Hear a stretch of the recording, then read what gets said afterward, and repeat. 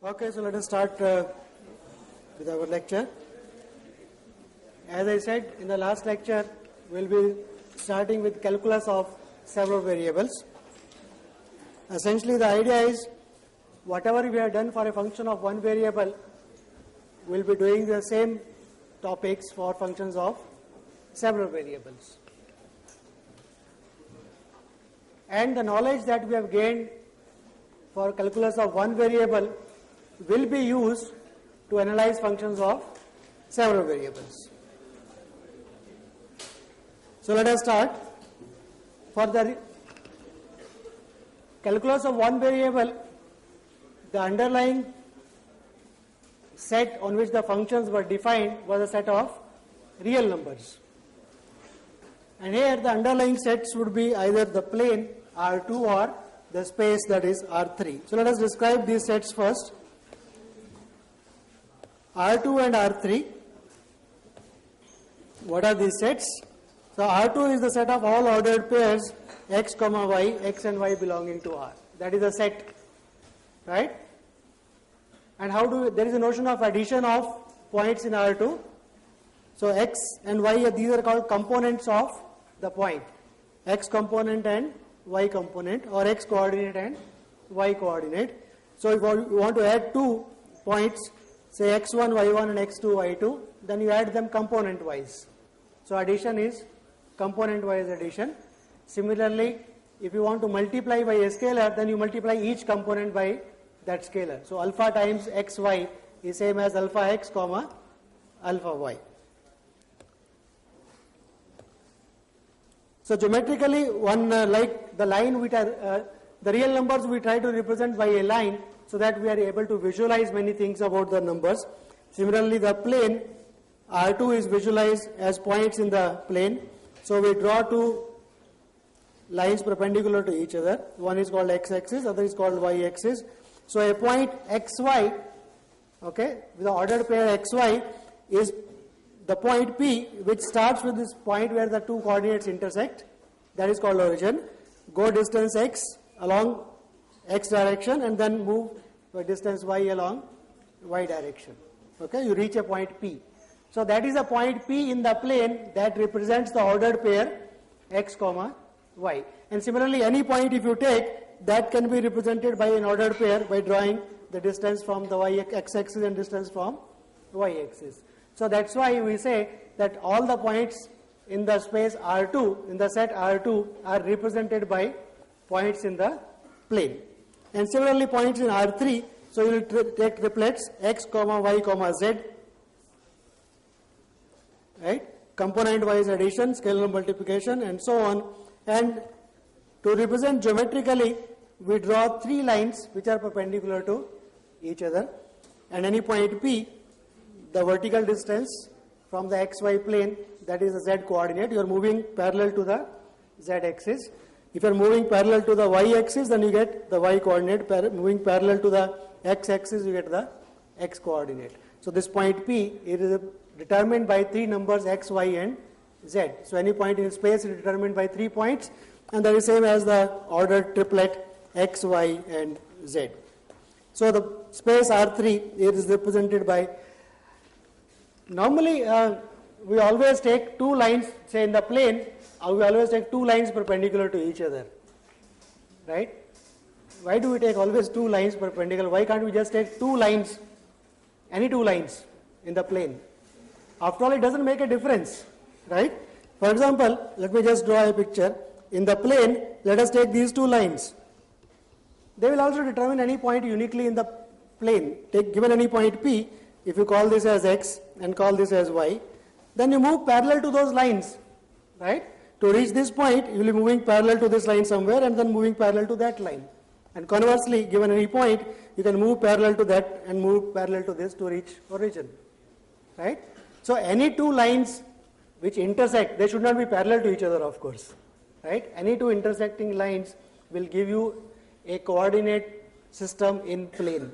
You will see more of it when you do in the next year what is called linear algebra, a course in linear algebra. You will see these things coming back to you there. So there you will take any two lines and you will get a what is called a basis for the plane. Okay. So these are, normally there is an advantage in taking perpendicular lines or perpendicular coordinate system, which also you will see later on in the linear algebra course. And you are already familiar with the language of vectors, right? Vectors with 2 components, vectors with 3 components. So the directed line segment OP, O is the origin, P is the point, that represents, that is what we call as a vector U, right? With components X and Y. And you know how to add vectors, how to, right, addition of vectors, scalar multiplication of vectors. I'm just revising the things so that this is U, this is V. The law of parallelograms gives you U plus V. Alpha times U is just extending, right, stretching the vector depending on alpha positive or negative. Origin is the 0 vector represented by 0, 0, 0. Okay? So the basic thing, if you realize, while doing calculus of one variable, was the notion of distance in the line. Given any 2 points, you could talk about when is one point close to another point. And that gives you a notion of something coming closer and closer. So basic thing was the notion of distance. In any space, if you have a notion of distance, you can define the concept of limit, essentially. Right? The distance between any 2 points should become smaller and smaller. That will be kind of limiting operation. So in the plane, the notion of distance is the Euclidean distance, right? For a point P, X, Y, the norm or the magnitude of P is the distance, okay, from origin, that is X square plus Y square. And that gives you distance between any 2 points, X1, X2, and X1, Y1, X2, Y2. So you can have that Euclidean distance. So that is the notion of distance in plane. And similarly, the notion of distance in the R3, there is a Euclidean distance x1 minus x2 square plus y1 minus y2 square plus z1 minus z2 square. So just confirming once again that what all you have done, and so that will be. Now given the vector, you can also write it in either as components x, y and z, or you can also write it as xi plus yj plus zk. That is another way of writing the vector, where I, j and k are the unit vectors along the 3 coordinate axes. So that means you are going to move x units in I direction, then you are going to move y units in j direction and z units in k direction to reach that point. Essentially, geometrically, that is the idea. And this, then there is what is called dot product of vectors, right? So u dot v is, if u is components x1, y1, z1, v is component x2, y2, z2, then the dot product is defined as x1, x2 plus y1, y2 plus z1, z2. And the advantage of this dot product is, this is first of all a scalar. Dot product is a scalar between 2 vectors. And this gives you the notion of the distance also. So what is the magnitude of a vector u? U dot u, that gives you magnitude square. So the distance is obtained from the dot product. And this dot product also gives you the notion of angle between 2 vectors in plane or in space, right? So once you have the notion of angle and distance, you can do geometry. After all, what is geometry? You should be able to measure the distances and angles. So whatever you do geometry, you can do in R2 or R3, and that is because of this dot product. And this dot product will come back to you in your course in linear algebra again. You will see it later on. Okay, with the similar properties. So I'm just listing the properties of this dot product and addition, which you are familiar with. You can just prove it by component wise, checking each component. This vector is equal to this, or components of left hand side is equal to components of the right hand side. So there is a negative vector, alpha plus beta distributes, scalar multiplication. This also distributes over vector addition.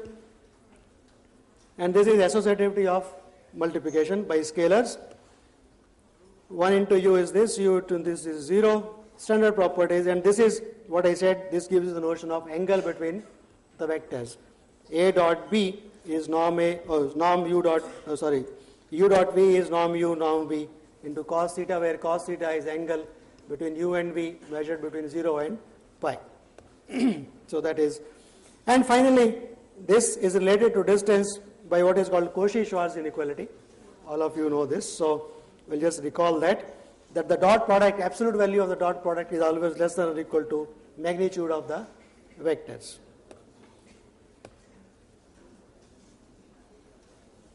And magnitude is always bigger than or equal to 0 of any vector, and it is 0 if and only if the vector is the 0 vector. So that is perfectly similar to your notion of absolute value in the real line. Absolute value of x is bigger than or equal to 0. It is 0 if and only if x is the number 0. So the same property, and the triangular inequality, namely the magnitude of u plus v is less than or equal to magnitude of u plus magnitude of v. So we have the notion of distance which has same properties that of absolute value. So this will give us calculus in R2. So let us start looking at the notion of open intervals.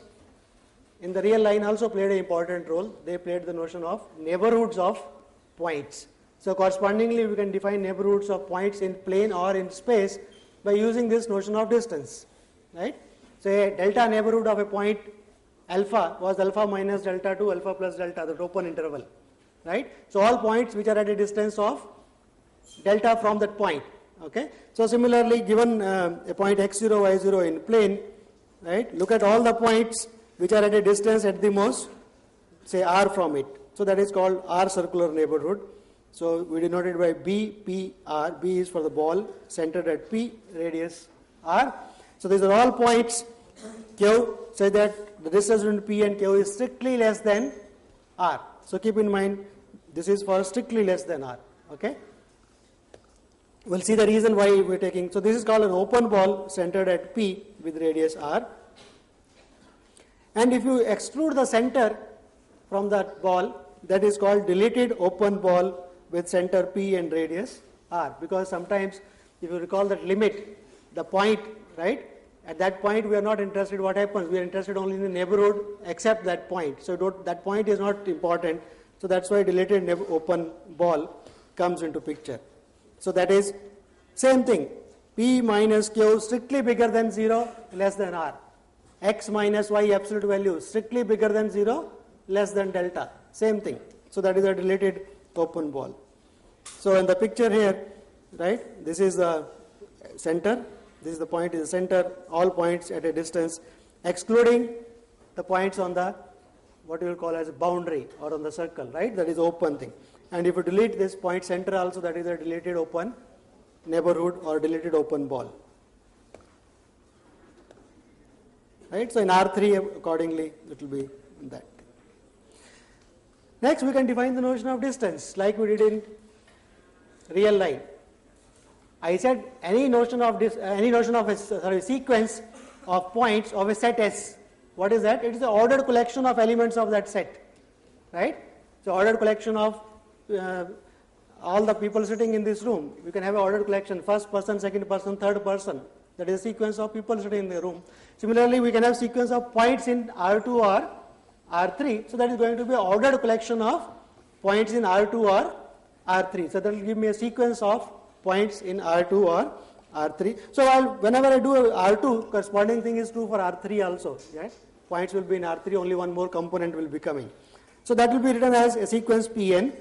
Now you can have the notion of sequence converging, a sequence Pn converging to Q.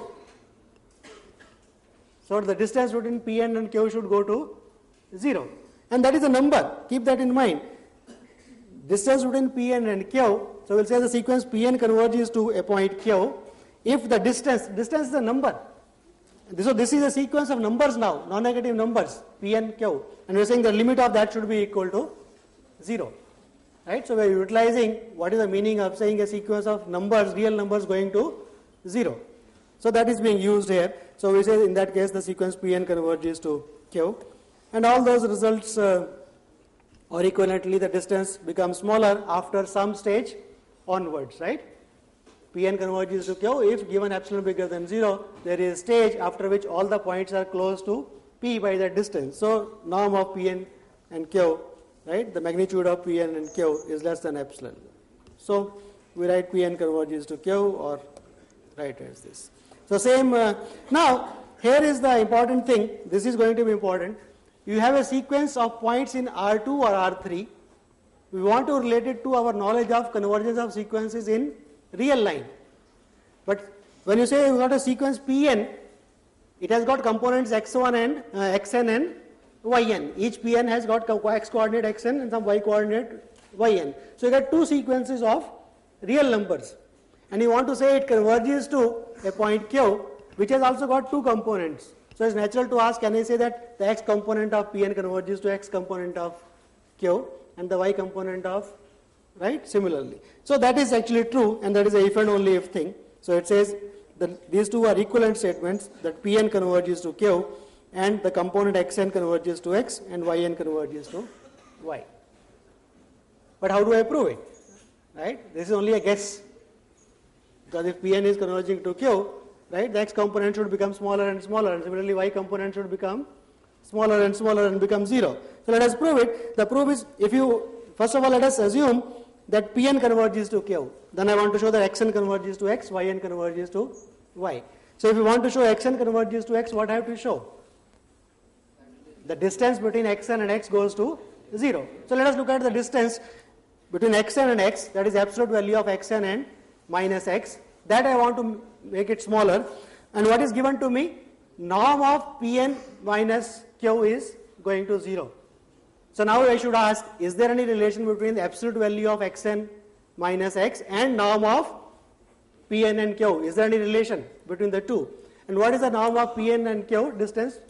So that is xn minus x square plus yn minus y square square root.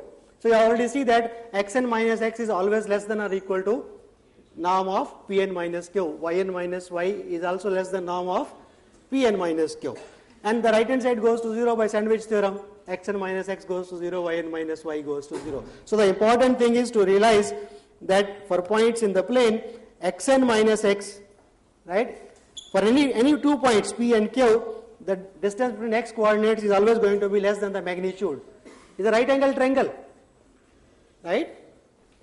In a right angle triangle, the hypotenuse gives you the distance between P and Q. The base is xn minus x, the height is yn minus y. So any side is less than the hypotenuse. That is what we are essentially saying here, right? That is obvious also analytically. So by sandwich theorem, because this goes to 0, this goes to 0, so xn goes to x, yn goes to y. So 1 implies 2. And conversely, if you are given xn minus x goes to 0, yn minus y goes to 0, then xn minus x square goes to 0 by theorems on limits of sequences of real numbers. Yn minus y square goes to 0, add them two together, that goes to 0, square root of that goes to 0, again by theorem of limits of sequences of real numbers, so magnitude of Pn minus Q goes to 0. So all those theorems are being used. Okay, so we simply write, so 1 implies 2, and similarly 2 implies 1 follows from the definition, because xn minus x goes to 0, that is given to yn minus y goes to 0, so square goes to 0, this square goes to 0, addition goes to 0, that is non-negative number, square root goes to 0. So all those theorems are used here to say that Pn minus Q goes to 0. So so what we are saying is, a sequence Pn of vectors converges to a vector Q, right, if each component, if and only if each component converges to the corresponding component of Q. Okay, so it's quite nice, because if you want to analyze in R2 or R3, you just look at components and analyze them. So now let us come to definition of functions. So look at a function of, if D is a subset of R2, and you have a function f from D to R, or if D is a subset of R3, you have a function from D to R, then it's a function of two variables if D is a subset of R2, otherwise we'll call it as a function of 3 variables. Okay, so such a function is called, because it takes values in real line, we say it is a scalar field. Okay, so just a name to indicate that we are looking at functions in R2 or R3, but the values are scalars. Okay, R. So such functions are called functions of several variables with scalar values, or they are just simply called scalar fields. Okay, so this is a function from one set to another. You can have what is the domain, what is the range, as usual. So you can have domain, what is the range. You can also ask what is the natural domain of the function. Sometimes a formula is given to you, right? For example, even a function of one variable, square root of x square minus 4. So the natural domain for the function is the set for which f of x is defined. Same thing here, all the points in R2 or R3 for which the formula defines the function is called the natural domain. So just reiterating, so let us look at, for example, this function, right, is a function of two variables. So what will be the natural domain? X square plus y square less than or equal to 16, because square root has to be a non-negative quantity. So that is a natural domain. What is the range of this? If it varies in that, the maximum value is going to be 16 square root, that is 4. Minimum is of course 0. You can take it equal to.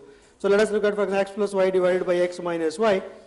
We want denominator not equal to 0. So all the points in the plane for which x is not equal to y, that is a natural domain for this function. So that means what? From the plane you have removed the line y equal to x minus that line, that is a natural domain, right? What is the range? How will you find? You want to find whether a number alpha is taken by this function or not. So put this equation equal to alpha. So if you can find x and y, some values, so that x plus y divided by x minus y is equal to alpha, then alpha is taken at that point. Could be more than one, doesn't matter, right?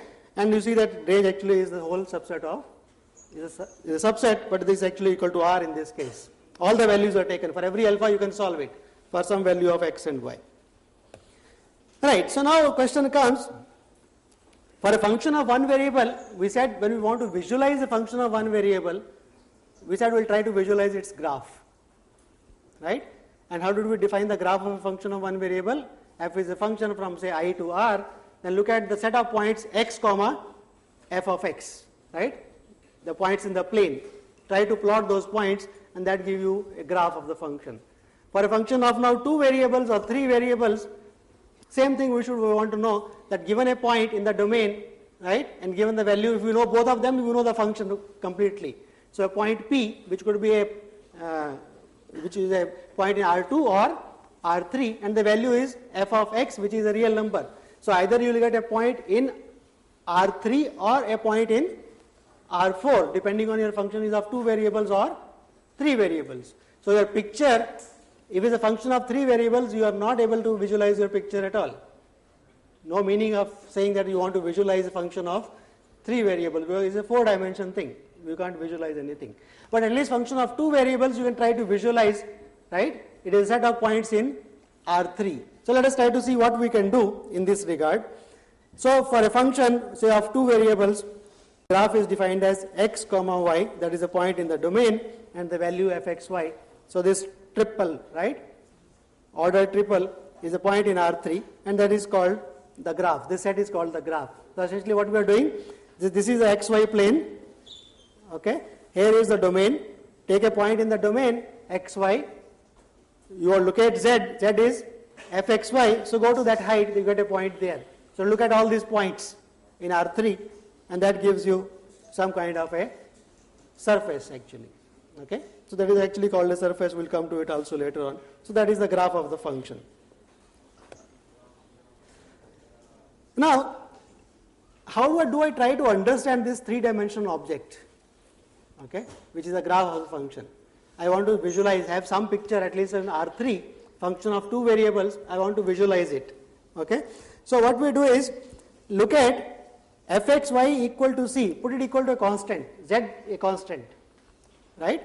In our function, the graph, the third coordinate was xy, fxy. So z was equal to fxy. Let us take it a constant, c.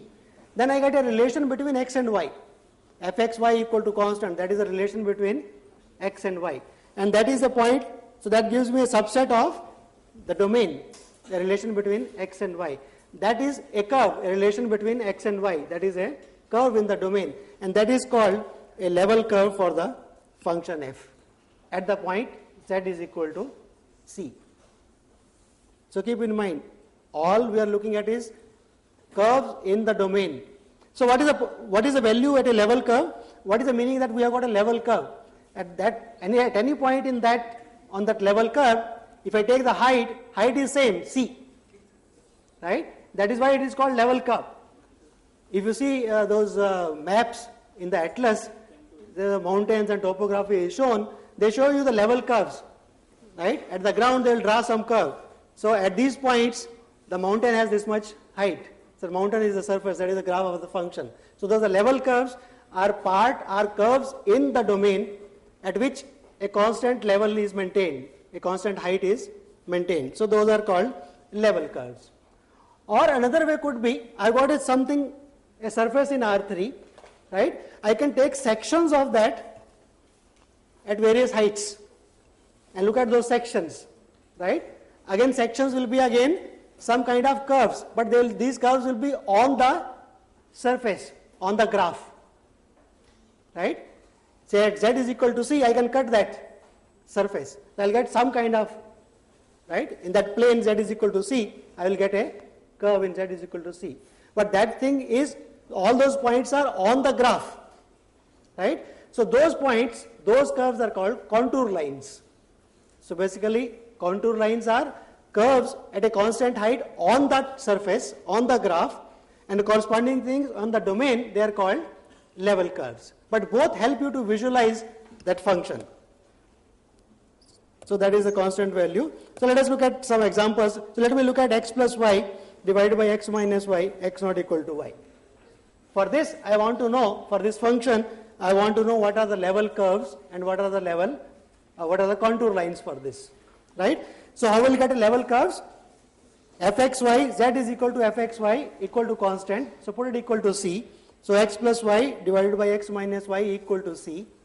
Those are points in the xy plane, right? X is a relation between y. What kind of relation you get? That is a linear relation. You can write y in terms of x. So let us write y in terms of x. So that gives you all points xy, so that x is not equal to y, of course, okay? But you get y is equal to c minus 1 divided by c plus 1 into x. That means the level curves, right, for this function are nothing but lines with this slope. They are all passing through the origin. All these level curves are passing through the origin. For a particular value of c, this is the slope of that line, okay? So one can visualize that. So for example, in the xy plane, this green line, okay, that is y equal to minus x, but y equal to x, this line, this yellow line is not part of the domain, right? Because y is not equal to x, that is not part of the domain. At no point that value is taken. So all other lines, right, will give you the level curves for the. What are the contour lines for this? Contour lines are basically same things, but lifted to that particular height, right? Lifted. So z is equal to c. If for z is equal to c, if this is the level curve, then that thing is raised to a height c. Same straight line. So various straight lines are there at various heights. So those are the contour lines, and level curves are the lines passing through the origin, right? So this gives you some idea of a shape of that object. Right? At height c, it cuts it by a line, various lines. So it kind of a twisted kind of object. So let us look at one more. Let us look at fxy equal to 100 minus x square minus y square. Right? So z is equal to 100 minus x square minus y square. So you get x square plus y square equal to 100 minus c. Right? So these are all going to be circles in the xy plane between c could be 0 or up to maximum possibility is c square equal to 100. So these are all circles. So these are the contour, these are the level curves for the surface. And what will be the contour lines? The same circles on the top. So you see that if c is small, it is a smaller circle. If c is bigger, it is a bigger circle. So you can imagine now what is the shape of that surface. Right? It's kind of a cup or a cone or something like that. Right? At least it gives me that feeling. It is something very small at the bottom and increasing at the top. Probably I can try to show you, if I can spot that. Okay, good, it works. So I have plotted here x square plus y square is equal to minus, z is equal to x square plus y square minus 1, I think, right? Okay. Plus 1, okay. So this is okay, you can see it in various directions. Now let us see what are the contour lines. That gives me the contour lines. Okay, you can see if I vary c, if I vary z, how the contour lines change. Okay.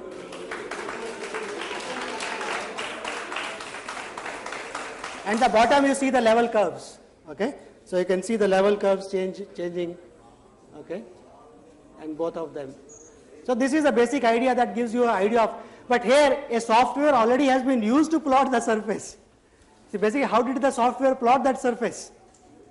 Precisely by looking at the contour lines at various heights and then patching it up, right? Software has done the other way around. Only for our visualization, I am showing you that way. That's how the software is made. So there's one application of the contour lines. Okay, I can change the function here. Let me see if I have more functions here. For example, sine of x plus y. This is what it looks like. Okay. Okay. So now you can see that the various lines, right? The contour lines coming up. Okay. Okay. So I think.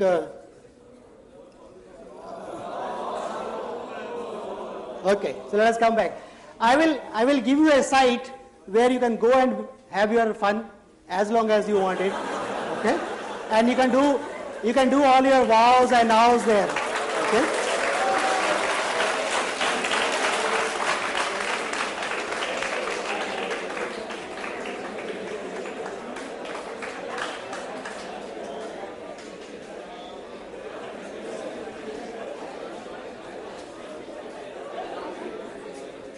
Can everybody see that site?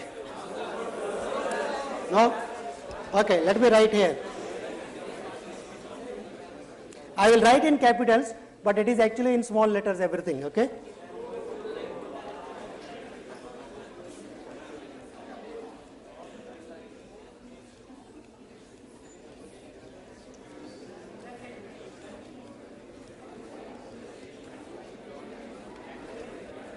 It's mathresource.iitb.ac.in. It is a site uploaded from IIT Maths Department. Okay?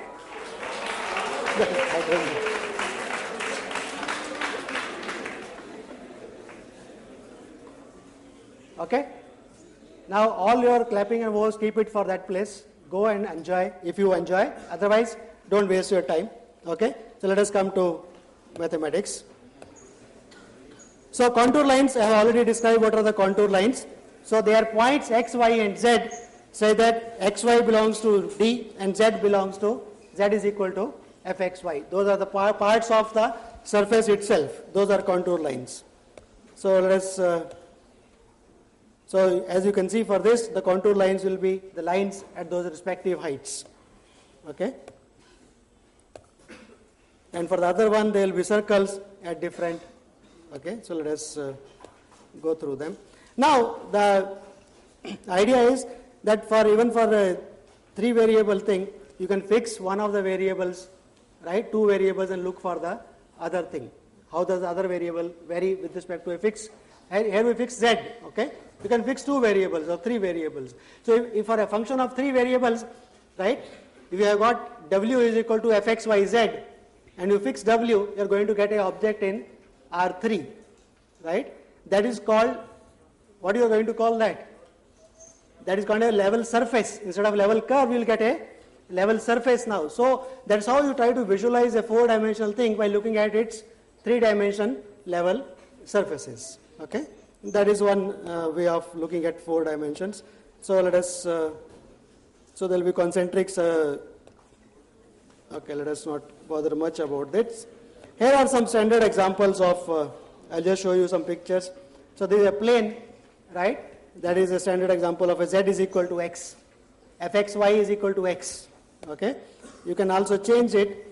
You can have z is equal to 3x plus 4y, 24 minus 3x minus 4y. A relation between x, y and z, linear relation, right? You can have a cylinder like this, okay, where each section is elliptic. Is a ellipse. So this is called an elliptic cylinder. You can have a circular cylinder also, where sections are circles. You can have a cone, a circular cone, z is equal to square root of x square plus y square. You can have an elliptic cone, right? Each section is a ellipse, x square plus 4y square kind of thing. Okay. You can have a circular paraboloid. Sections are parabolas. This is called hyperbolic paraboloid because of the negative sign coming there. and this is elliptic paraboloid. So these are the various things, but all you have to visualize it with the help of those. Okay. So this is visualizing objects. Now what we want to do next? Okay. So let us, what is the next thing you think we should be doing? We looked at sequences, looked at functions, and the first thing was to define the notion of limit for functions of one variable. Continuity comes much later after the limit has been understood, right? So once again we look at, for a function of two variables, what should be the notion of limit of a function of two variables at a point. Once again, the function need not be defined at that point. We are going to predict a value by looking at a neighborhood, right? Values nearby. But we already have a notion of analytically how to define that limit, right? So what we want, that as you approach the point, a point where you want the limit, right? You look at points nearby and approach that, the values, where do they approach? Or given epsilon bigger than 0, there is a delta such that whenever p is close to q by a distance delta, right, fp minus that value that you think is less than epsilon, right? Fx coming closer to a value, fxy coming closer to a value L as the point xy comes closer to that point AB, right? Or you can do it by sequences, right? You can take a sequence x and yn converging to the point AB and look at f of x and yn, which is a number now, right? So that scalar sequence, if it converges to a value, that value you can call as the limit. So it's very clear what we want to do once we have done it for, okay, I think now we have to click this kind of a thing, okay. So approach is a limit. So look at all the points Pn, take a sequence Pn so that Pn is not equal to P, right? Because at that point we are not interested what happens. If Pn goes to P, look at whether f of Pn converges to a value L or not. If it all, for any sequence Pn with this property, if f of Pn converges to L, then that L is called a limit of the function as x goes to the point P, alright? You can write it in terms of, oh God, okay. You can write it in terms of epsilon delta if you like. So given epsilon bigger than 0, there is a delta, so that whenever points are close by a neighborhood of delta, right? Whenever xy is close to AB by a neighborhood of, right, at a distance delta, so in a neighborhood, but not equal to AB, so in a deleted neighborhood of that point, fx should be close to L by distance epsilon. So that is, oh God. So that is the, right, the distance. So that is, instead of absolute value, the norm is coming now. So xy, AB, the distance bigger than 0, less than delta, implies fx is close to L by a distance. Okay. That is same another way of writing. If you don't want to write all that, you want to hide. So xy in a deleted neighborhood of the point AB with a distance delta, right? Given epsilon, the error we want small by less than epsilon, so there is a neighborhood which implies this. So I am repeating again and again so that let us see how do you. So let us look at the function fxy equal to x and gxy equal to y for every xy. So I got two functions f and y as functions of two variables. Say I want to find out the limit of this, which point? Let us find at any point. At any point AB, xy going to AB, I want to find out the limit, right? As xy goes to AB. So at the point, if I take a sequence x and yn going to AB, what is the value going to be? What is the value of the function at a point x and yn? I take a sequence Pn converging to P, where P is the point AB, right? And P has got components, Pn has got component xn and yn. Then what will be f of Pn? That will be xn, right? And I already know if xn yn goes to xy, then xn goes to the component that we have already proved. So f of xn yn will converge to limit of xn that is equal to a, right? So whatever sequence I take, xn yn going to ab, f of that sequence always converges to the value a. So this limit is equal to a. Similarly for that one, the limit will be equal to b. So that will be by sequences. You can also do it by epsilon delta method, the same thing. So given epsilon, I want to find a delta. So let us find that way by given epsilon and delta thing. So we want to show that limit exists. So what do we want? Whenever xy AB is less than distance delta, then fxy minus L should be less than epsilon. But what is fxy? That is equal to x. So I want only x minus L less than epsilon. Right? So what should be my delta? Any delta less than epsilon will do the job. Right? Because x minus L is always going to be less than distance x minus L square plus anything y minus m square. Right? The distance between the other point. So by epsilon delta method also, if you like to see that because x minus L is always less than whatever m may be, right? And that is the distance between that point. So with delta equal to less than or equal to is okay. We'll give you that. The same proof by epsilon delta method, same proof by sequences. So sometimes sequences are more easier to handle and prove because we have proved many things about sequences, right? So either you can use sequence method or by epsilon delta method. So this limit is equal to A, and similarly for the other one, the limit is equal to B. And these are basically, you are looking at a point xy. What is f of xy? The x coordinate. You are just dropping down. Take a point xy and drop it down to x. xy, g is going horizontally to the y coordinate. So these are called projection maps.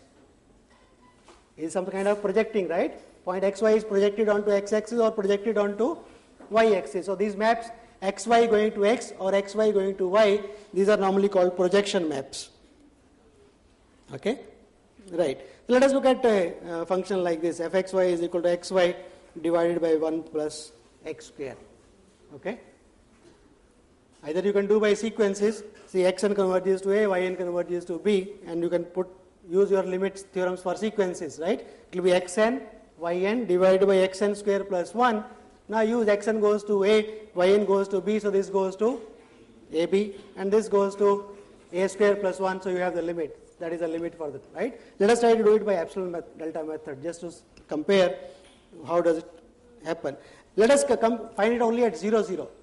I want to find the limit of this as x and y go to 0, 0, and you make a guess, right? The limit, because numerator x and y, any one of them going to 0 will tend to make that quantity 0. So we expect the limit to be 0. So if I want to show that this limit is equal to 0, what I have to do? I have to look at fxy minus L absolute value. Right? The method of finding the limit or given epsilon finding delta is same as of one variable. Look at the quantity fxy minus L, which you want to make it smaller than epsilon. So analyze that first. So when you analyze that, so this minus L is 0, so you're looking at absolute value of x minus y divided by 1 plus x square. But you know that now denominator, now you make estimates. 1 plus x square, that is always bigger than 1. So this thing is always less than mod x mod y, right? And now you know mod x is less than norm of x minus, right, that point, and this is also less than norm of y minus 0. So this is less than norm of x into norm of y, right? Absolute value of the x component is less than norm of x, magnitude of x, magnitude of the other, right? So this is square. So that gives you, if you want this quantity to be less than epsilon, and this quantity is going to be less than, so what should be delta? What should be the relation between epsilon and delta? This is going to be delta square less than epsilon. So given an epsilon, choose delta so that delta square is less than or equal to epsilon, and that will do the job because there is a square coming here. So do that. So this will be less than delta square because delta square, and that will be less than epsilon. So given epsilon, we have found a delta. So that is another way of doing it by epsilon delta method. Limits. Let us look at our friend. We had x sine 1 over x, so we just change it to y sine 1 over x when x is not equal to 0, and every other point, right, when x is equal to 0, let us define it some number, doesn't matter what. And I want to find out what is the limit of this as x, y go to 0, 0. Right? So what you will do? So this is a function, right? You will look at the absolute value of that when it is not 0. At 0, you don't bother about what the function is. For limit, you are only interested in the value of the function at points other than the point we are looking at the limit. So absolute value of that you know is less than or equal to mod x, okay, sin x. So for 0 less than delta you will get. Is it clear to everybody? Straightforward example. Absolute value of mod y sine 1 over x. Sine is bounded by 1, so this is bounded by mod y. Mod y less than delta. So that gives you delta less than epsilon. So that's how you will try to estimate given epsilon, find delta. Okay. So limit of this is also equal to 0. So it has gone slightly below. Y sine 1 over x limit is equal to 0. Now in one variable, if you recall, you could approach a point either from left or from right. And you said limit at a point will exist if and only if the left limit exists, the right limit exists, and both are equal to the value, right? Both are equal, and that is the limit of the function at that point, right? Now in plane, the function is of two variables. Approaching a point, there are n number of ways of approaching, and n is infinity, right? You can approach any way that point along any curve. Why only line? You can approach along anything, right? There are many different paths by which you can approach that point. Now the theorem says if the limit exists, we are going to only prove one way, that if the limit exists of a function of two variable at a point, then it does not matter along which path you go to that point, limit will be same along that path, right? So this says limit is independent of the path you take. Converse also is true, but that is slightly difficult to prove. So we'll prove only one way of this, and that is also very useful. So f is a function defined in a domain D, okay? Say that there is a deleted ball inside, so that you have enough paths going to that point. Then the limit is equal to L. That we are given. We are given that the limit of the function as xy goes to AB exists and is equal to L. Then what I want to prove? I want to prove that if you approach this point AB along any path in the domain and look at the value of f along that path, then those values go to L. Clear to everybody what we are doing?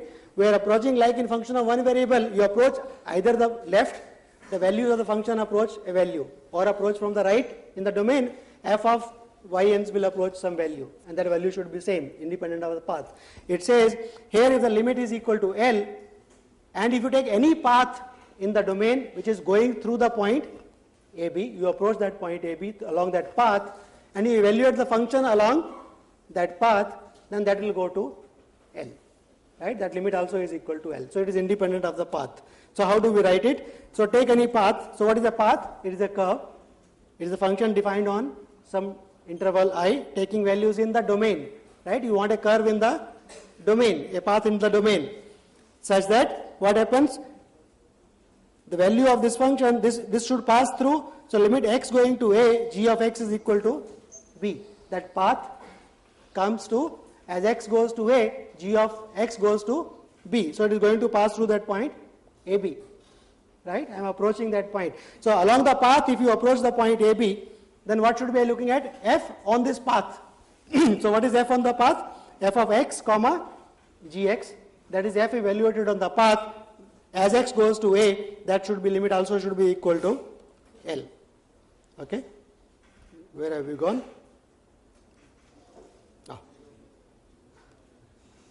Did it went too far? Oh gosh, I think I went to the end probably.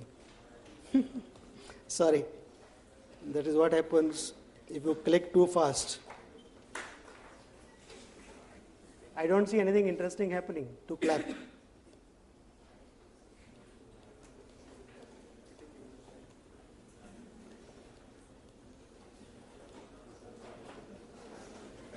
Okay. So it says, so if you approach along a curve, x goes to A, gx is equal to B, then hx, which is fx, gx, should also approach the limit L along that path. Okay? So let us look at a picture of this. So this is what is happening. This is my domain. Okay? And this is the point A comma B. So this is the point A comma B where I want to evaluate the limit. And I am given that there is a neighborhood which is inside the domain D. Okay? And at this point, I am saying that L is the limit. So what we are saying? We are saying that you take any path which goes through that point. That means as x approaches A, this is going to approach the point AB, either from this or that, doesn't matter. It is going to approach. So gx is going to approach the point a comma b as x goes to a. Okay, x comma gx is going to approach the point a comma b. Then it says if you evaluate on this path f of x, all the values will be coming closer and closer to L. So given epsilon bigger than 0, I can find a delta so that everything should be mapped into this. So that is the basic idea, right? So what is the proof? So given epsilon, I have to find a delta, right? So first of all, given this, you know that gx goes to b, right? So find, and this goes to this point, so there is an interval so that whenever the point is inside it, gx is close to b there, right? Because gx goes to b as x goes to a. So you already found that portion, right? And now that portion we should map it into inside this, right? So the choice of delta is going to be based on two things. First of all, given epsilon, choose a delta 1 such that, right, you are given that the limit exists, right? fxy equal to L, that limit exists. So given epsilon, already there is a neighborhood. I have to only bring g inside that neighborhood. That will be done. Okay? So there is a delta 1 such that xy close to AB implies by delta 1 fx is close to L, right? Now I know that gx goes to b as x goes to a. So given this distance, if gx is close to AB by the distance, then f evaluated at gx will be close to L by epsilon. So that is the basic idea. So let us find a delta 2, so that delta 2 is less than, that is because of estimate, you will see soon why it is required. So that x minus a less than delta 2 implies gx is close to b by distance. That is because gx is converging to b as x goes to a. Now combine these two things. That's all. So what should be your delta? Oh gosh. Okay, let me see.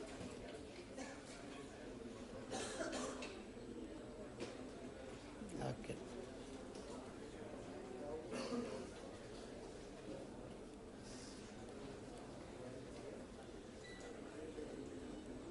Right. So let me close this.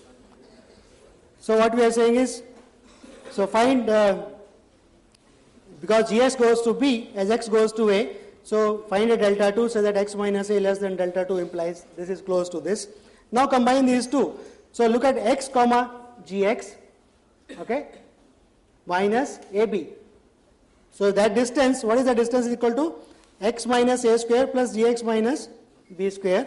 But x minus a is less than delta 2. Gx minus b is less than delta 1 by 2, which we have chosen, right, is bigger than, okay, so that is delta 1 square by 4. So that should have been other way around, I think, right? No, delta 1. So delta 2 is less than delta 1 because delta 1 is the one we are requiring. So delta 2 is less than, right, delta 2 is less than delta 1 by 2. So put that value, so this is less than delta 1. And now this implies, along with this star, so x, this point is close to AB by a distance delta 1. So G at that point will be close by epsilon, right, by this star. So that's all we want to do.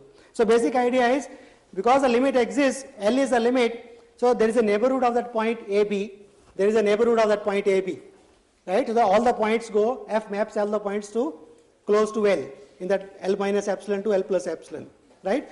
Now G is a curve through the point AB, right? So at some time point in some interval of A, G has to come inside that neighborhood, right? Because G is passing through the point AB as x goes to A. So once it comes inside that neighborhood we know that F always maps inside the interval L minus epsilon to L plus epsilon. So that is the basic idea of the proof of writing. So Fx minus Gx, so that says. Now what is the use of this kind of a theorem? The theorem says that, see, this is a necessary condition we are saying. If the limit exists, then necessarily it is independent of the path. Like the limit in one variable exists, then the left and the right will exist and are equal.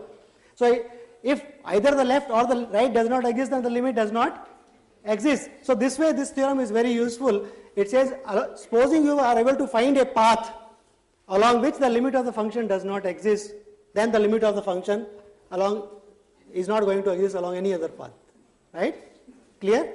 The limit will not exist if it does not exist at least along one particular path. Like left limit does not exist implies the limit does not exist. So that way this theorem is very useful, and you see an application of this in many places. And so for example,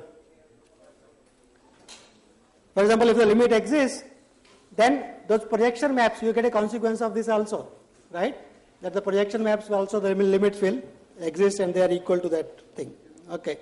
So this is the test for non-existence of limits. That means along at least one path, if the limit does not exist, then the limit will not exist. So let us look at just one example to illustrate this idea. So look at this function that we have already seen. X plus y divided by x minus y, x not equal to y. Okay. I want to see whether the limit at 0, 0 exists or not. Right. Obviously, you can make a guess from here as x and y, if they are coming close to each other, right, then this is going to blow up. The limit does not exist as such. But I want to prove it. So along a path, I want to pick up a path along which the limit does not exist. Or I should have two different paths. The limits exist along two different paths, but the limits are different. Then again, the limit will not exist. Now, if y is related to x, say linearly y equal to m of x, then what will be numerator? 1 plus m. What will be denominator? 1 minus m. So, if y is equal to m of mx, that is a line passing through the origin. So, I can take the limit along that line at 0, 0. Then the function actually is 1 plus m divided by 1 minus m. The limit exists along that line, but it depends on what is the slope of that line. So, limit along different paths is different, so limit of this function at 0, 0 does not exist. So, that is the advantage of that kind of, oh God, I think let me stop here, because I went again to the far end.